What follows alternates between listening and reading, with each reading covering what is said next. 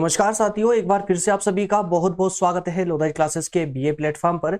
BA BSc और BCom के सभी सेकेंड ईयर वाले छात्रों के लिए फाउंडेशन कोर्स के अंतर्गत इंग्लिश लैंग्वेज, जिसमें दोस्तों एक और नए टॉपिक से संबंधित हम एमसीक्यू फॉर्मेट क्वेश्चन आंसरों पर डिस्कस करने वाले हैं, जो कि आपके एग्जाम के लिए बहुत ही इंपॉर्टेंट साबित होंगे। दोस्तों आज के टॉपिक का नाम है एडवर्टाइजिंग, ठीक है ना। तो एडवर्टाइजिंग से रिलेटेड जितने भी इंपॉर्टेंट क्वेश्चन आंसर हो सकते हैं, जो आपके एग्जाम के पॉइंट ऑफ व्यू से इंपॉर्टेंट है, उन सभी पर आज हम आज के सेशन में डिस्कस करने वाले हैं। आइए शुरू करते हैं अपना आज का सेशन। दोस्तों आगे बढ़े उससे पहले जो नए स्टूडेंट हैं, जो पहली बार हमको फॉलो कर रहे हैं, उन्हें बता दूं दोस्तों, हमारे द्वारा सिर्फ फाउंडेशन कोर्स ही नहीं बल्कि फाउंडेशन के साथ ही साथ में बीए के ऑलमोस्ट सभी विषय, सभी सब्जेक्ट, चाहे वो पॉलिटी हो, चाहे वो इकोनॉमी हो, हिस्ट्री हो, ज्योग्राफी हो या सोशियोलॉजी हो, लगभग सभी विषय आप लोगों के लिए निःशुल्क रूप से लेकर के हम आ चुके हैं, पूरे विस्तार पूर्वक, जो कि पूरे विस्तार से आप लोगों को पढ़ाया जा रहा है और साथ ही साथ में आपको नोट्स भी प्रोवाइड की जा रही है।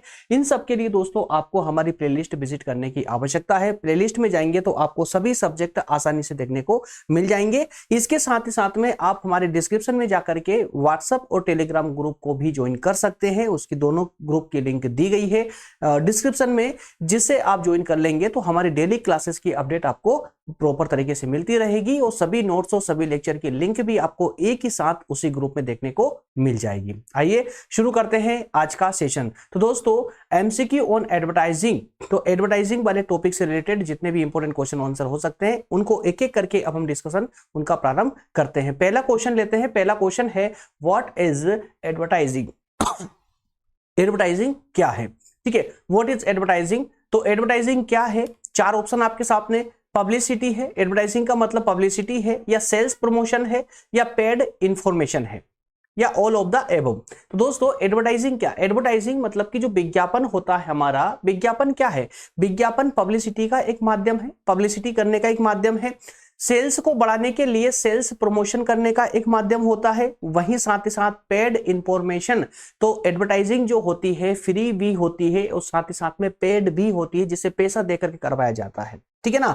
तो ये तीनों ही क्वालिटी इसके अंदर होती है, इसलिए इसका राइट ऑप्शन हमारा डी होगा। ऑल दी एबव, जो तीनों ऑप्शन हमारे करेक्ट है, सही है, क्लियर है, इसलिए इसका राइट ऑप्शन डी हो जाएगा। अगला क्वेश्चन लेते हैं। अगला क्वेश्चन है, चार ऑप्शन आपको दिए गए हैं sorry, research, target segmentation, creative thief या फिर मीडिया प्लानिंग, और पूछा जा रहा है कि इनमें से क्या है जो कि फाउंडेशन है किसका। देखिए, is the foundation of any advertising और marketing campaign.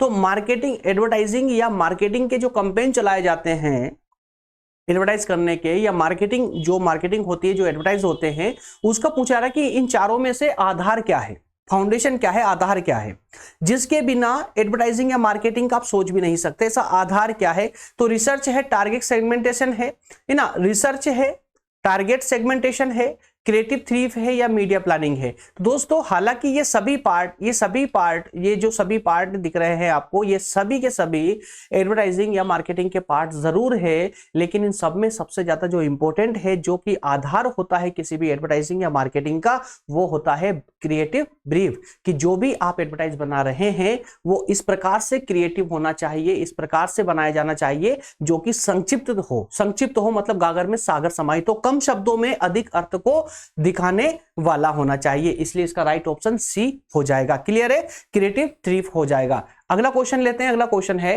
Printed matter that runs over the edges of an outdoor board और a page leaving no margin is known as A. चार ऑप्शन आपको दिए गए हैं, ब्लीड, सोलस, ब्रॉडशीट या फिर classified, और आपसे पूछा जा रहा है कि इनमें से क्या है जिसे जो है दोस्तों इस रूप में जाना जाता है, जब कोई एडवर्टाइज दिया जाता है जिसमें कोई भी पेज के चारों ओर किसी भी प्रकार से मार्जिन नहीं छोड़ी जाती है। विदाउट मार्जिन का जो पेज होता है ना, उसे हम क्या कहते हैं, तो मेरे प्यारे दोस्तों उसे हम कहेंगे ब्लीड। क्या कहते हैं, ब्लीड। एडवर्टाइजिंग में क्या कहा जाता है, उसको ब्लीड कहा जाता है। जिस पैराग्राफ में या कहें कि जिस पेज में कोई बॉर्डर नहीं दी हुई होती है, कोई स्पेस नहीं छोड़ी जाती है, उसे ब्लीड कहा जाता है। क्लियर है, ऑप्शन ए सही हो जाएगा।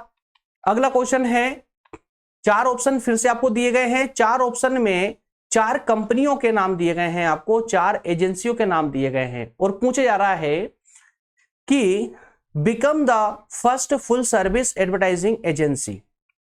इन चारों में से पहली फर्स्ट एडवर्टाइजिंग एजेंसी कौन सी थी? तो मेरे प्यारे दोस्तों याद रहे, अमेरिका की NWIR एंड सन्स जो कंपनी है या एजेंसी है, जो कि 18 समथिंग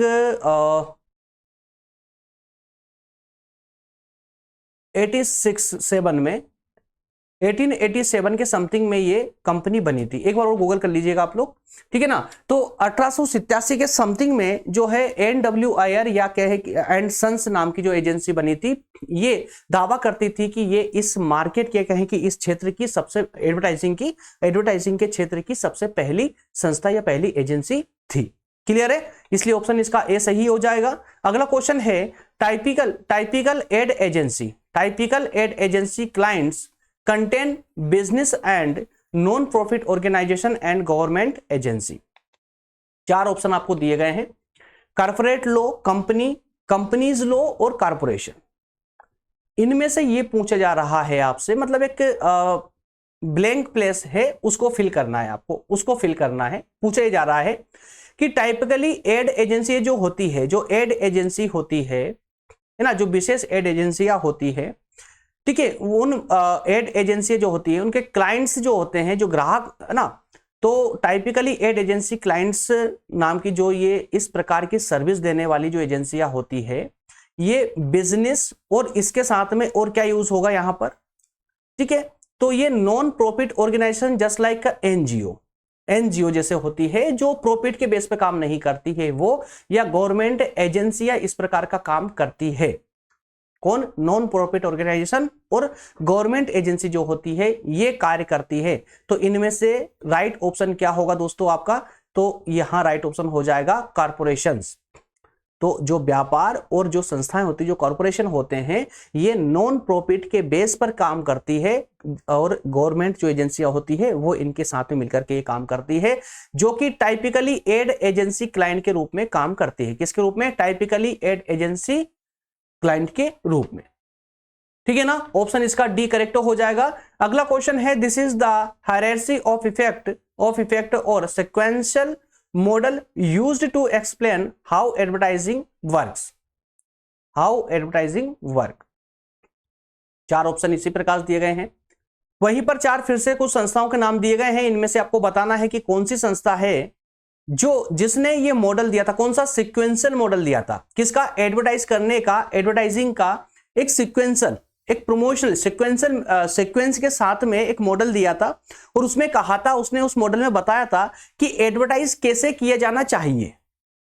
तो ये मॉडल किसका था, है ना, जो कि पूरी तरह से इसको इफेक्टेड करता है, इफेक्ट डालता है किसको? एडवर्टाइजिंग को।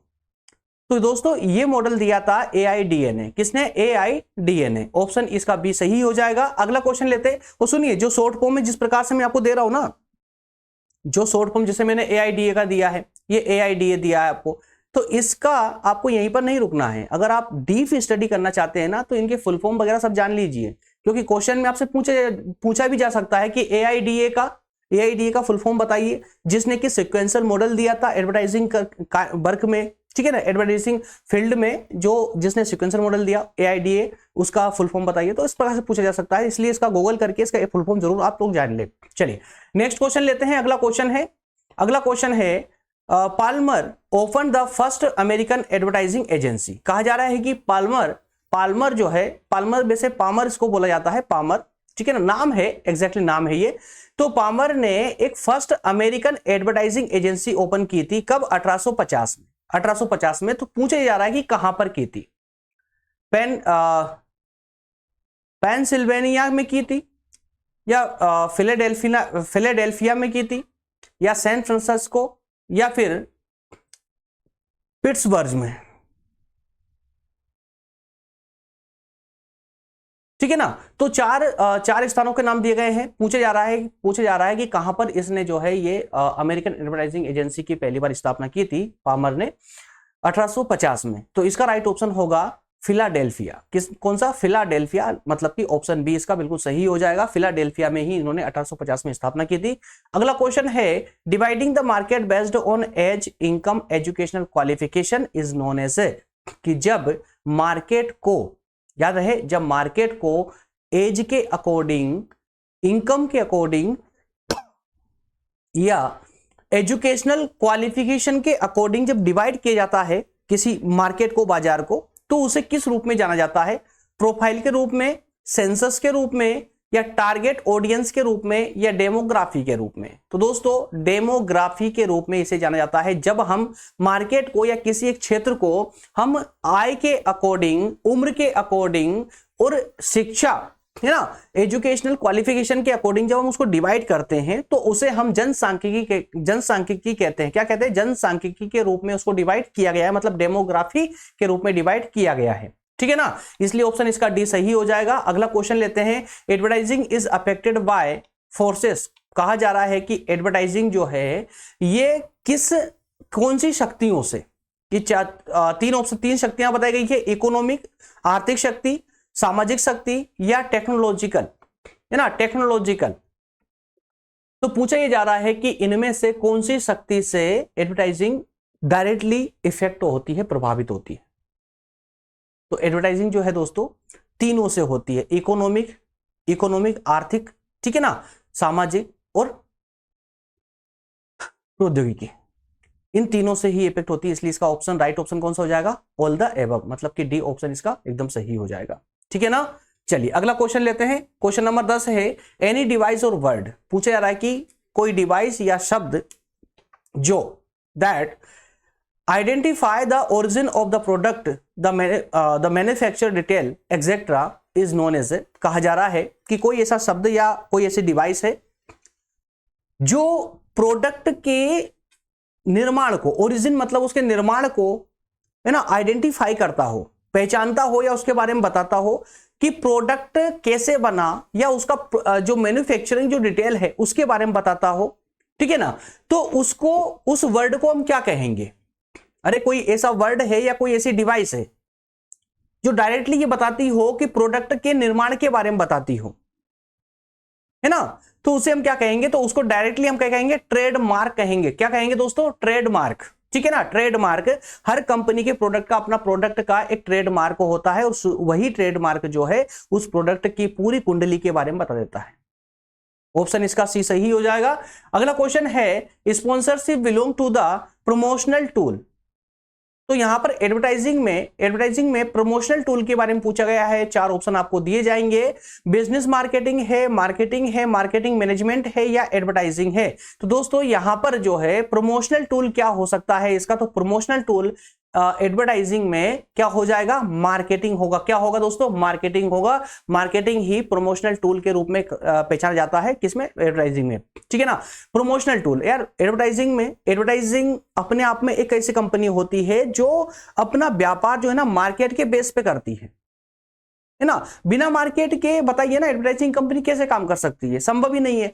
तो मार्केटिंग में या कहें कि प्रमोशन करने में, किसी भी ब्रांड का, किसी भी कंपनी, किसी संस्था का प्रमोशन अगर करना चाहते हैं एडवर्टाइज के थ्रू, तो उसका बेस क्या होगा? मार्केटिंग होगा ना। ठीक है ना, ऑप्शन बी सही हो जाएगा। अगला क्वेश्चन है, अ कारपोरेट यूनिट में provide equipment for the famous sports person या फिर sports team in exchange for. 4 option दिए गए हैं। एडवर्टाइजिंग के लिए, ब्रांड प्रमोशन के लिए, ब्रांड मैनेजमेंट के लिए, या प्रोडक्ट प्लेसमेंट के लिए। यह कहा जा रहा है, क्वेश्चन कहता है कि कोई फेमस खिलाड़ी है या कोई फेमस टीम है ना, तो उसे जो है कुछ पेमेंट किया जाता है, तो किसके बदले किया जाता है? बस ये पूछा जा रहा है।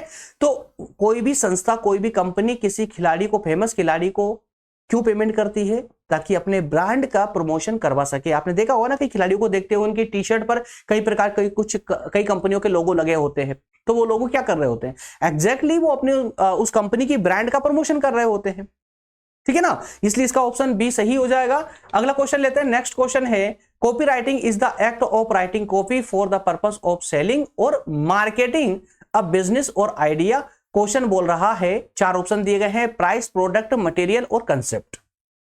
कहा जा रहा है कि कॉपीराइट के बारे में आपने सुना है ना कि कॉपीराइट जो एक अजीब प्रकार की एक अधिकार है कॉपीराइट, ठीक है ना। तो ये कॉपीराइट एक कॉपी करने का अधिकार देता है बेचने के पर्पस से, बेचने के उद्देश्य से। तो किस चीज को बेचने के उद्देश्य से?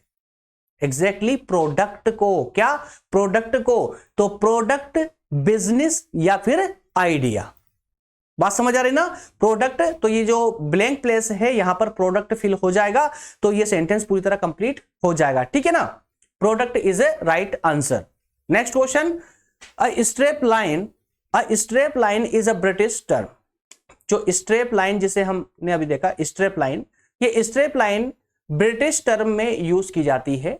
Is a less important sentence attach to a blank place. किस नाम के लिए?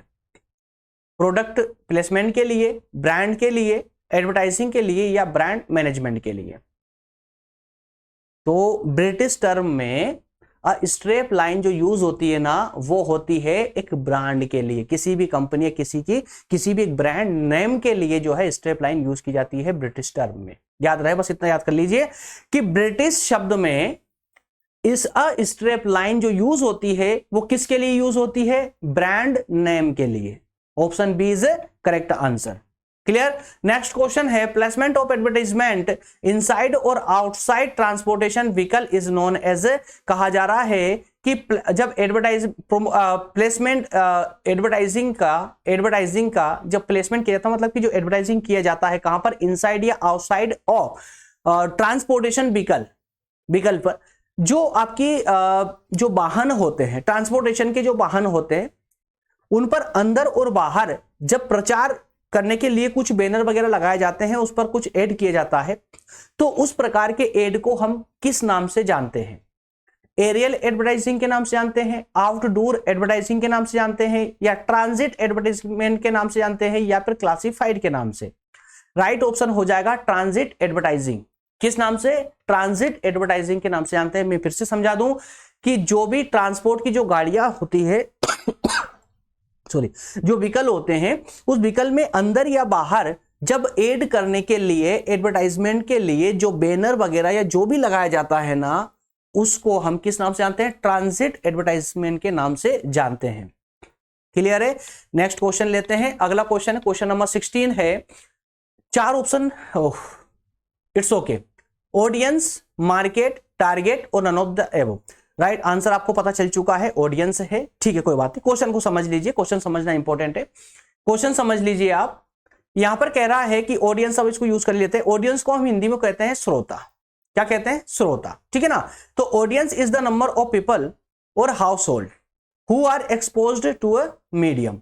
कहा यह जा रहा है, क्वेश्चन सिर्फ ये कह रहा था कि इनमें से क्या है, ऑडियंस है, मार्केट है या टारगेट है, जो कि कुछ लोग या परिवार से बने होते हैं, जो कि एक विशेष माध्यम से जुड़े हुए होते हैं। तो एडवर्टाइजिंग के अंदर जब हम ये बात कर रहे होते हैं, तो वो कौन होते हैं दोस्तों? श्रोतागण होते हैं। कौन होते हैं? श्रोतागण। ना तो टारगेट और ना ही मार्केट, बल्कि श्रोतागण अर्थात कि ऑडियंस ही होते हैं, जिनका एक परिवार होता है, जो व्यक्तियों की श्रेणी में आते हैं, व्यक्तियों से मिलकर बने होते हैं, ठीक है ना। व्यक्ति एग्जैक्टली ऑडियंस व्यक्ति ही होते हैं, पीपल होते हैं। क्लियर है?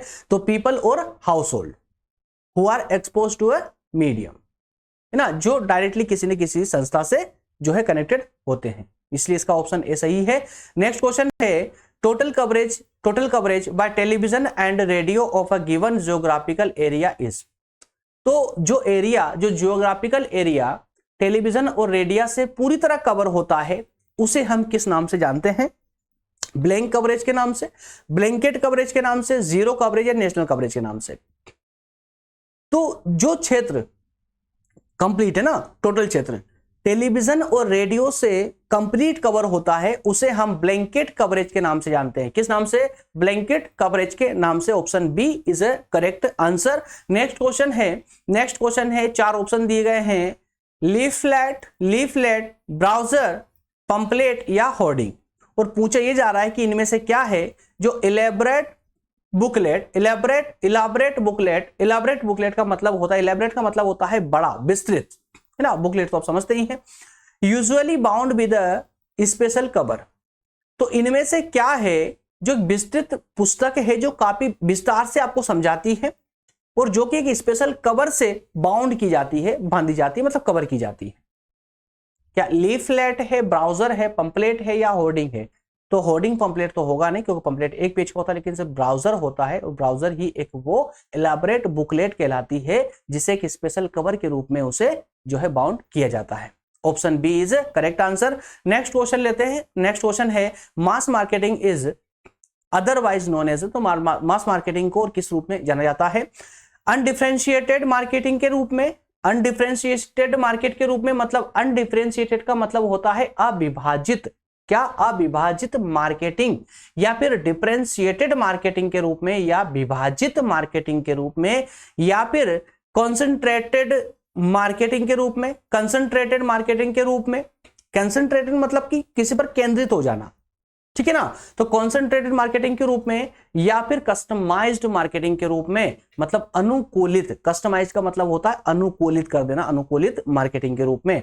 इसका राइट ऑप्शन हो जाएगा दोस्तों अनडिफरेंशिएटेड, या एग्जैक्टली अनडिफरेंशिएटेड मार्केटिंग के रूप में, ठीक है ना। अनडिफरेंशिएटेड मतलब अविभाजित मार्केटिंग के रूप में जो है मास मार्केटिंग को जाना जाता है। मास मार्केटिंग दैट मीन्स कि एक ऐसा मार्केटिंग क्षेत्र या एक ऐसी मार्केटिंग जिसे विभाजित नहीं किया गया है, जो समग्र को लिए हुए है। क्लियर है? तो अनडिफरेंशिएटेड मार्केटिंग को ही मास मार्केटिंग के रूप में जाना जाता है। Option A is correct answer. Next question है sales of copies of the publication is quantity to one purchaser to be given free by him is known as A. Question कह रहा है कि कुछ पब्लिकेशन की कुछ कॉपियां हैं जो कि बेचने के लिए है, उस पूरी क्वांटिटी में से कोई एक जो एक कॉपी हम किसी क्रेता को, मतलब खरीदने वाले को, परचेसर को जब देते, फ्री देते हैं, तो उसे क्या कहा जाता है? वो कॉपी फ्री में कॉपी देने को क्या कहा जाता है? तो इनफ स्पेस कहा जाता है, पर्याप्त जगह, पर्याप्त स्थान, या रनिंग स्पेस कहा जाता है, बल्क स्पेस, या फिर फुल स्पेस। तो दोस्तों इसको बल्क स्पेस मतलब कि थोक स्पेस कहा जाता है। बल्क को मतलब होता है थोक, ठीक है ना। तो पूरे थोक स्पेस में से संपूर्ण पब्लिकेशन जितनी भी कॉपी आती है उन सभी कॉपियों में से कोई एक कॉपी जो है एक एडवर्टाइज के माध्यम से या सैंपल के रूप में उसको दे दी गई है, उसे बल्क स्पेस कहेंगे हम, इसलिए इसका राइट ऑप्शन सी हो जाएगा। अगला क्वेश्चन लेते हैं। नेक्स्ट क्वेश्चन है इजिप्शियन यूज 4 ऑप्शन है आपके पास में, पेपिरस, फैब्रिक, पाइन या यूकेलिप्टस। ओके, यूकेलिप्टस है ना, यूकेलिप्टस का पेड़ आपने देखा होगा, यूकेलिप्टस का ये सब पेड़ है, या फैब्रिक, या फिर पाइन, या पेपिरस। तो पूछे जा रहा है कि इनमें से किसका, है ना। इजिप्शियन मतलब कि मिस्रवासी, जो मिस्र में लोग रहते तो उनको मिस्रवासी कहेंगे। तो मिस्रवासी जो है इन 4 ऑप्शनों में से किसका प्रयोग करते थे? सेल्स मैसेज बनाने के लिए, या वॉल पोस्टर्स बनाने के लिए, दीवारों पर जो पोस्टर चिपके होते हैं ना उनको बनाने के लिए, इन चारों में से किसका प्रयोग वो करते थे? तो राइट ऑप्शन होगा यहां पर पेपिरस का। किसका? पेपिरस का। पेपिरस क्या है दोस्तों? तो मिस्र में आपने सुना होगा कभी, मिस्र में नील नदी बहती है, नील नदी के किनारे पर ये पेपिरस नाम का वृक्ष हुआ करता था। तो इसी वृक्ष से जो है लेखन सामग्री काफी विस्तार से तैयार, मतलब कि काफी अधिकतम संख्या में इसको तैयार किया जाता था।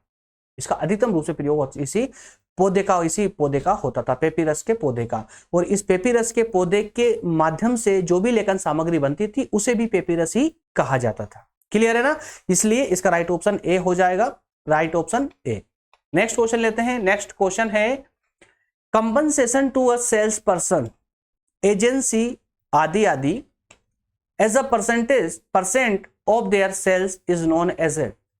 जब हम सेल्स पर्सन को या एजेंसी को कंपनसेशन देते हैं, है ना, तो वो कंपनसेशन जो परसेंटेज दी जाती है, कंपनसेशन जिस परसेंटेज पे दिया जाता है उसे हम क्या कहते हैं? उस परसेंट, अरे यार किस सेल्स पर्सन ने कुछ सेल्स कर दिया, प्रोडक्ट सेल्स कर दिया, किसी एजेंसी ने प्रोडक्ट सेल किया, तो उसे जो पैसा दिया जाता है वो पैसा किस रूप में दिया जाता है? बस ये क्वेश्चन है। रेप्लिकेशन के रूप में दिया जाता है, इम्प्लीकेशन के रूप में, कमीशन के रूप में, या एक्सपांशन के रूप में? एग्जैक्टली कमीशन के रूप में, ठीक है ना। सेल्स पर्सन क्या लेता है या एजेंसी क्या लेती है? कमीशन लेती है। ऑप्शन सी करेक्ट हो जाएगा। नेक्स्ट है चार ऑप्शन है, पोस्टर, बिलबोर्ड्स, डिस्प्ले और क्लासिफाइड।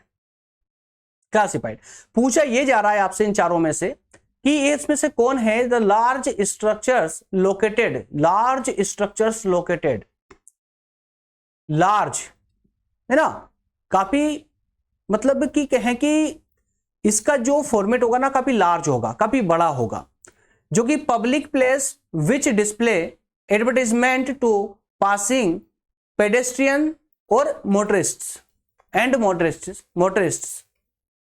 तो कहा यह जा रहा है यहां पर, क्वेश्चन कहता है कि ऐसा कौन सा एक लार्ज तरीका, एक बड़ा तरीका है किसका, पब्लिक एरिया में डिस्प्ले करने का, एडवर्टाइजमेंट के लिए डिस्प्ले करने का एक बड़े आकार में, है ना, जिससे कि पेडेस्ट्रियंस मतलब कि पैदल चलने वाले और मोटरिस्ट्स मतलब कि जो वाहनों से चलते हैं उन सबकी नजर उस पर पड़ सके और उनके माध्यम से उसका एडवर्टाइज हो सके।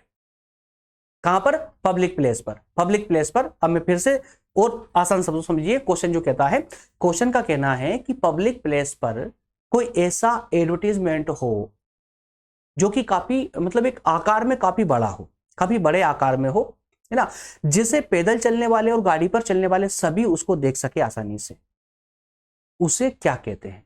क्या उसे पोस्टर कहते हैं, क्या उसको डिस्प्ले कहते हैं, या उसको क्लासिफाइड कहते हैं, या बिल बोर्ड कहते हैं? तो एग्जैक्टली उसे बिल बोर्ड कहा जाता है। आपने नाम देखिए देखा आप सब लोगों ने है, लेकिन इस प्रकार का एड आपने सबने देखा है, लेकिन आप नाम आई थिंक नहीं जानते होंगे। बिल बोर्ड इसको कहते हैं। आपने कई बार देखा होगा दोस्तों, कहीं कहीं स्क्वायर पर, कहीं चौराहों पर जो है बड़े आकार का एक बोर्ड लगा होता है, बड़े आकार का, ठीक है ना। तो उस बड़े आकार के बोर्ड को हम डिस्प्ले नहीं कहेंगे और ना ही पोस्टर कहते हैं। उस बड़े आकार का जो एक बोर्ड होता है ना, उसे बिल बोर्ड कहा जाता है। क्या कहा जाता है? बिल बोर्ड कहा जाता है। इसलिए राइट ऑप्शन हो जाएगा इसका बी, ठीक है ना। चलिए अगला क्वेश्चन लेते हैं।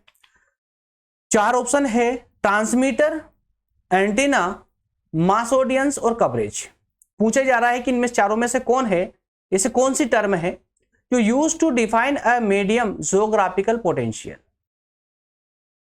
मीडियम जियोग्राफिकल पोटेंशियल, मध्यम भौगोलिक क्षमता। क्या है? मध्यम भौगोलिक क्षमता को कौन, इनमें से कौन सी टर्म डिफाइन करती है? तो कवरेज करती। कौन सी करती है? कवरेज। ऑप्शन डी हमारा करेक्ट आंसर हो जाएगा। नेक्स्ट क्वेश्चन लेते हैं। नेक्स्ट दो क्वेश्चन और बचे हुए हैं, डोंट वरी। चार ऑप्शन दिए गए हैं, ब्लैंक प्लेस है यहां पर। इन चार ऑप्शन, इन चारों में से कौन सा ऑप्शन है जो ब्लैंक प्लेस पर फिट बैठेगा? पूछा जा रहा है। Is a kind of advertising run by local advertiser in the conjunction with the national advertiser. Question ये कहता है कि इन चारों में से कौन सा एडवर्टाइज है जिसे एक लोकल एडवर्टाइजर करता है, किसके साथ जुड़ करके? नेशनल एडवर्टाइजर के साथ जुड़ करके। फिर से समझा रहा हूं मैं। एक क्षेत्रीय एडवर्टाइजिंग कंपनी है या एजेंसी है, ठीक है, जो अपने क्षेत्र में एडवर्टाइज करने का काम करती है,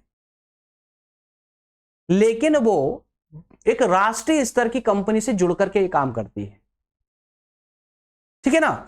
तो जो काम वो लोकल एडवर्टाइजर या लोकल एजेंसी कर रही है उसे क्या कहते हैं? क्या लोकल एडवर्टाइजमेंट कहते हैं, एडवर्टाइजिंग कहते हैं, कोऑपरेटिव एडवर्टाइजिंग कहते हैं, इंटरनेशनली नेटवर्क एडवर्टाइजिंग कहेंगे? तो एग्जैक्टली अगर लोकल एडवर्टाइजर ये काम कर रहा है तो वो लोकल एडवर्टाइजिंग ही कहलाएगी। ऑप्शन ए इसका एकदम सही होगा। नेक्स्ट क्वेश्चन है, एडवर्टाइजिंग इज अ डायरेक्टरी का मतलब होता है निर्देशिका, डायरेक्टरी, ठीक है ना। डायरेक्टरी मतलब निर्देशिका। तो एडवर्टाइजिंग डायरेक्टरी में मतलब निर्देशिका में विज्ञापन क्या है? डिलीवरी एडवर्टाइजिंग है, डायरेक्टरी एडवर्टाइजिंग है, डायरेक्ट एडवर्टाइजिंग है, या फिर डायनेमिक एडवर्टाइजिंग है? एग्जैक्टली डायरेक्टरी में जो एडवर्टाइजिंग है वो है डायरेक्टरी एडवर्टाइजिंग। कौन सा? Directory advertising. तो इसका भी ऑप्शन बी एकदम सही आंसर हो जाएगा। ऑप्शन बी एकदम करेक्ट ऑप्शन हो जाएगा।